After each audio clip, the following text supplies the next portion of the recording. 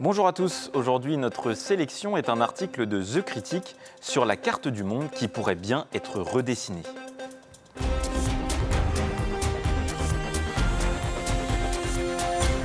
Une centaine de conflits sont en cours dans le monde, une guerre mondiale par morceaux qui redessine déjà les frontières.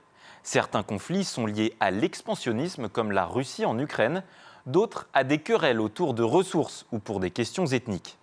Depuis la fin de la guerre froide, les États-Unis dominaient le monde. Mais aujourd'hui, d'autres puissances concurrentes émergent et veulent s'imposer. C'est le cas de la Chine, par exemple. Elle a annexé Macao et Hong Kong en utilisant à son avantage des traités internationaux. Le pays a aussi des ambitions maritimes. Reuters explique que des tensions ont lieu en mer de Chine méridionale, notamment avec les Philippines, à cause de blocus menés par Pékin. Sans oublier la situation en cours avec Taïwan, que la Chine veut récupérer. De l'autre côté du globe, le Venezuela se dispute une région riche en pétrole avec le Guyana. Le président vénézuélien Nicolás Maduro cherche ni plus ni moins à annexer une partie du territoire de son voisin.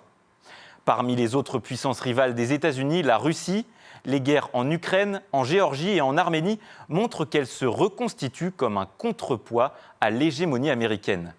Des tensions existent aussi avec la Pologne autour de l'enclave de Kaliningrad. En Europe, notre voisin turc tente de s'approprier les ressources en hydrocarbures de la Chypre du Nord contre l'avis de l'Union européenne. L'ONU est donc de plus en plus divisée entre blocs.